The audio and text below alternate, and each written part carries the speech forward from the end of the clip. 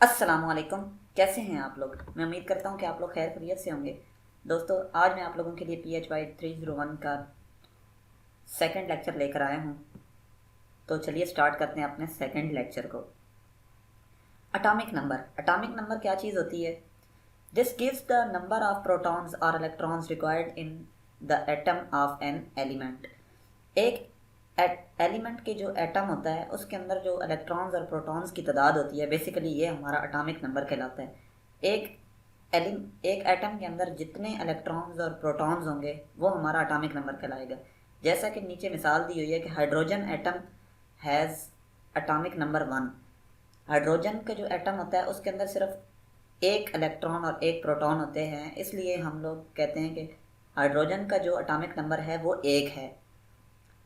ये साथ में आप लोगों को पिक्चर के अंदर भी नज़र आ रहा होगा, मैंने दिखाया हुआ है कि इसके एक ऑर्बिट के अंदर इलेक्ट्रॉन है और एक इसके न्यूक्लियस के अंदर प्रोटॉन है, इसलिए इसका एटॉमिक नंबर 1 है।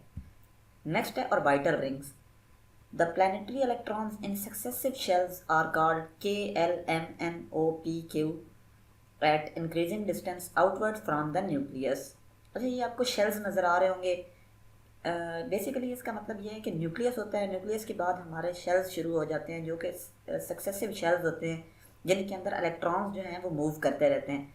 इन शेल्स को हम लोग न्यूक्लियस से गिनना शुरू करते हैं। न्यूक्लियस के पास जो पहला हमारा रिंग होगा वो हमारा के होगा, फिर उसके बाद अगला जो हमारा रिंग होगा वो एल रिंग होगा, फिर उससे अगले वाला एम, फिर उससे अगले वाला एन, इस तरह मतलब आगे चलते जाएंगे क्यू तक। और इन हर के अंदर इलेक्ट्रॉन्स जो हैं वो मूव करते रहते हैं न्यूक्लियस के लिए। मैंने आप लोगों को बताया था कि जो हमारा प्रोटॉन होगा वो हमारा न्यूक्लियस के अंदर होगा और इलेक्ट्रॉन जो है वो बाहर इसके और ऑर्बिट के अंदर जो है वो मूव करता रहता है। तो इसलिए हमने जो ये जो रिंग्स हैं इनको नाम दे दिए कि KLMNOP and Q। Each shell has maximum number of electrons for stability. हर शेल के अंदर मैक्सिमम नंबर ऑफ इलेक्ट्रॉन होते हैं ताकि ये हमारा जो एटम है ये स्टेबल रहे। मेरे ख्याल में आप लोगों को समझ आ रही होगी। अच्छा, जहाँ पर भी आप लोगों को समझ ना लगे ना तो आप मुझसे पूछ सकते हैं। मैंने अपना ईमेल एड्रेस दिए हुए है, उस पर आप लोग मुझसे रब्ता कर सकते हैं। नेक्स्ट है ऑर्बिटल रिंग्स। अच्छा, ये एक दिया गया था कि ऑर्बिटल रिंग्स कितने होते हैं। अच्छा, ये हीलियम का दिया हुआ था कि हीलियम के दो होते हैं के शेल्स के अंदर। अच्छा, मैंने आप लोगों को पहले बताया था कि के हमारा पहला रिंग होगा जो कि न्यूक्लियस के पास होगा, फिर एल जो होगा वो न्यूक्लियस से अगले वाला, मतलब पहला के, फिर दूसरा एल, फिर तीसरा एम, फिर चौथा एन, इस तरह करके होंगे। तो पहला जो ऑर्बिट होता है उसके अंदर दो, फिर दूसरे में इस तरह करके होंगे, ठीक है। तो अब इसके अंदर ये बताया गया है कि हीलियम का जो शेल है ना उसके अंदर पहले के अंदर दो हैं। इसी तरह जो नियॉन का है उसमें फर्स्ट जो रिंग है उसके अंदर दो इलेक्ट्रॉन है और सेकंड वाले में 6 हो जाएंगे। तो नियॉन के जो टोटल जो इलेक्ट्रॉन्स हैं उनकी तादाद कितनी हो जाएगी? 8 हो जाएगी। और हीलियम का जो है वो चूँकि एक ही रिंग है और एक रिंग के अंदर टोटल दो इलेक्ट्रॉन्स हैं, इसलिए हीलियम का जो है वो एटॉमिक नंबर 2 है। तो मेरा ख्याल में अभी आप लोगों को थोड़ी थोड़ी समझ आना स्टार्ट हो गई होगी कि किस तरह से हम लोग ये आगे आप लोगों को प्रैक्टिकली भी आएगा, इसके न्यूमेरिकल्स भी आएंगे, उनको भी हम लोग इंशाल्लाह सॉल्व करेंगे। नेक्स्ट है for example electronic configuration of the copper atom having 29 protons in nucleus and 29 orbital electrons will be। अच्छा, इलेक्ट्रॉन्स जो हैं 29 इसके ऑर्बिट के अंदर घूम रहे हैं और 29 ही प्रोटॉन जो हैं वो इसके न्यूक्लियस के अंदर पड़े हुए हैं।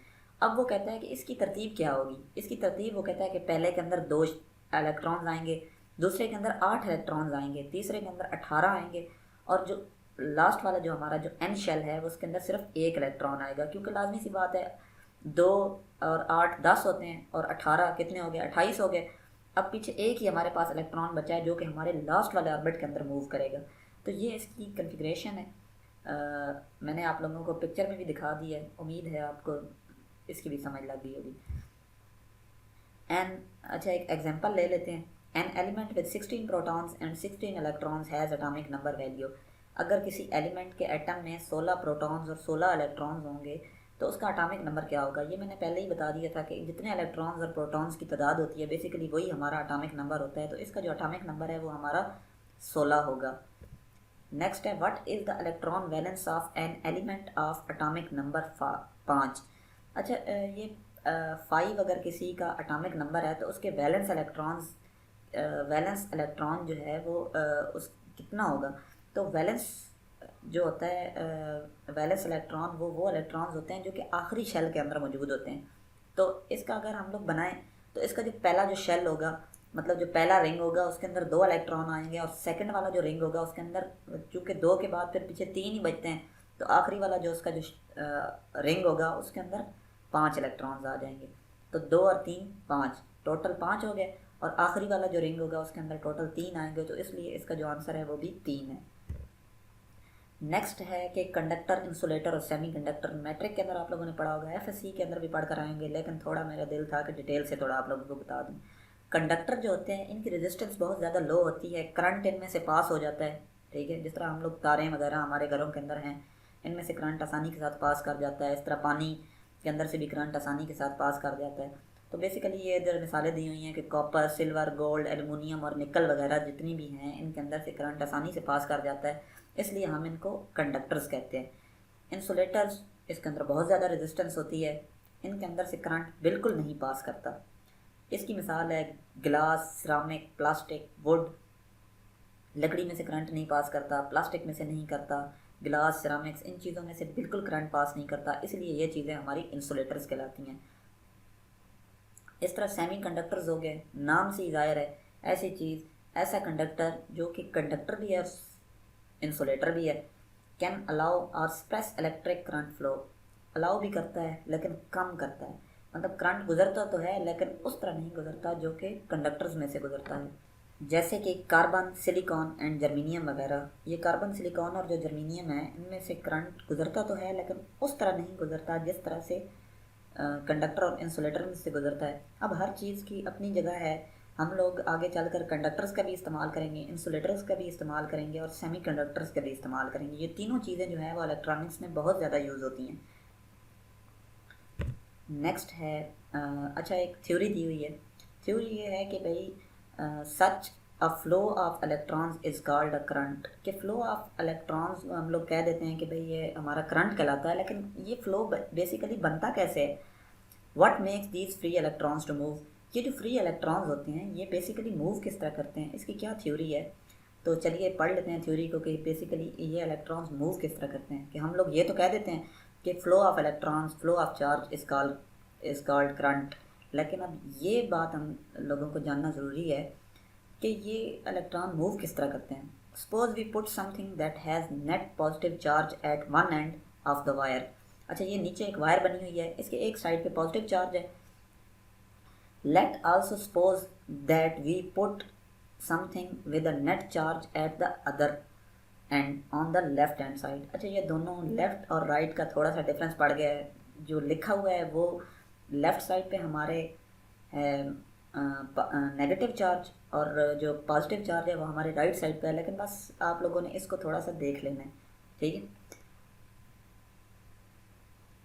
then the electrons in the wire will be attracted to positive and repelled by the negative end। अच्छा, अब होता इस तरह से है कि ये जो इलेक्ट्रॉन्स हैं, अब इसकी मैं मिसाल यूँ दे रहा हूँ कि एक साइड पे हम लोगों ने पॉजिटिव चार्ज रख लिया, एक साइड पे हमने नेगेटिव चार्ज रख लिया। अब जो नेगेटिव चार्ज वाले होंगे वो पॉजिटिव की तरफ अट्रैक्ट होंगे, और पॉजिटिव चार्ज जो होगा वो हमारे नेगेटिव चार्ज की तरफ होगा।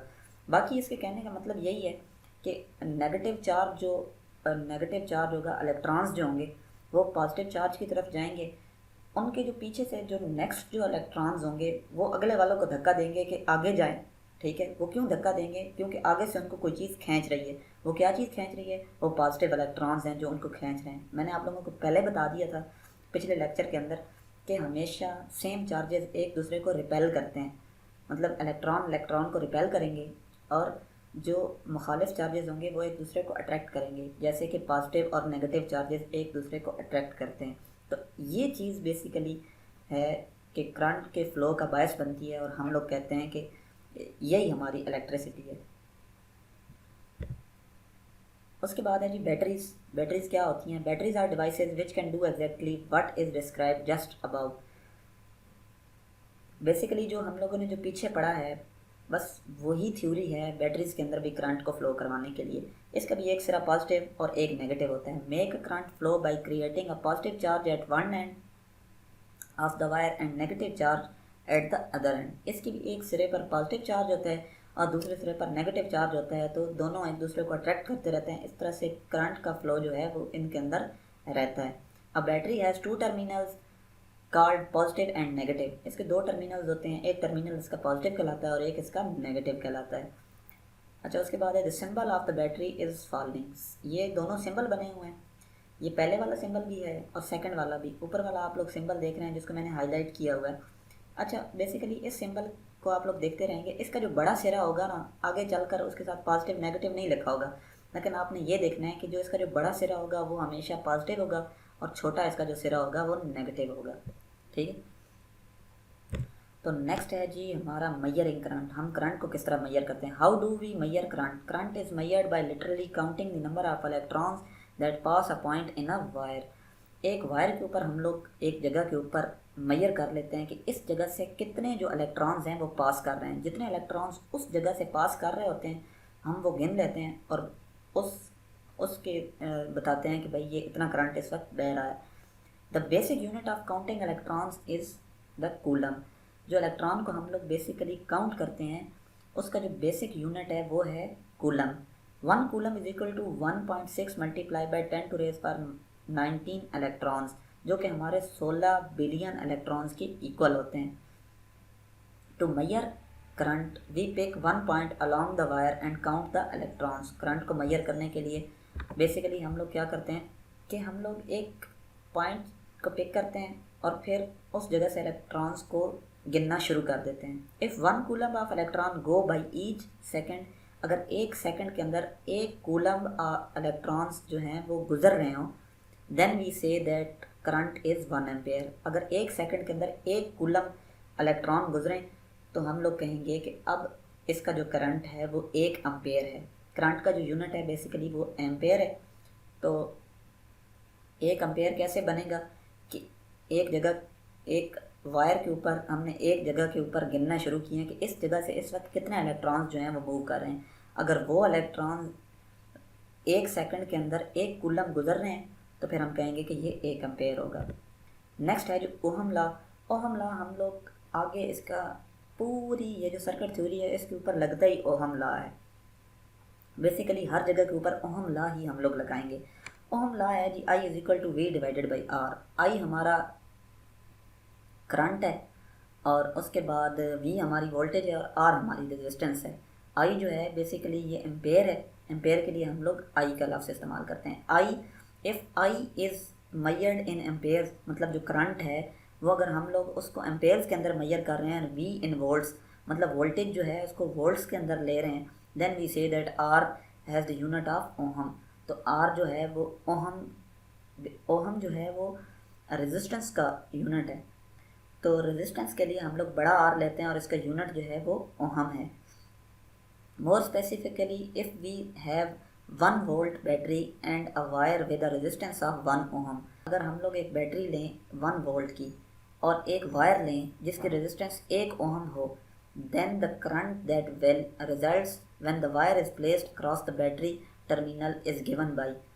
तो इसका जो करंट उसके अंदर से कितना पास कर रहा होगा, तो ये है जी I is equal to V divided by R. V हमारा वोल्टेज है जो कि बैटरी जो हमने ली हुई थी 1 वोल्ट की, और उसके बाद है जी 1 ओहम जो उस वायर की रेजिस्टेंस थी वो 1 ओहम है। अब 1 ऊपर रख दिया और 1 ओहम जो है वो नीचे रख दिया, तो हमारे पास आंसर आ गया 1 ampere. Likewise if we have 2 volt battery, अगर हम लोगों के पास 2 वोल्ट की एक बैटरी है and a wire with resistance of 3 ohm, और एक वायर है जिसकी रेजिस्टेंस 3 ओहम है, then the current that result when the wire is placed across the battery terminal is given by। तो उसमें से कितना करंट पास कर रहा होगा। करंट के लिए मैंने बताया था कि आई का लफ्ज़ इस्तेमाल किया जाता है। I is equal to V divided by R. V की जगह पे हमने 2 पुट की है क्योंकि 2 वोल्ट की हमारे पास बैटरी थी। इसी तरह वायर की रेजिस्टेंस 3 ओहम थी, तो 3 जो है हमने वो डिवाइड में रख लिया, तो हमारे पास आंसर आ गया 2 डिवाइडेड बाई 3 एम्पेयर्स। दोस्तों, मैं उम्मीद करता हूँ कि आज का लेक्चर आप लोगों को समझ आ गया होगा। अगर आप लोगों को कहीं पर भी कोई भी क्यूरी आती है तो आप लोग मुझसे ज़रूर डिस्कस करें। मुझे खुशी होगी कि आप लोग अपनी क्यूरीज़ को मेरे साथ शेयर करें। Thank you very much.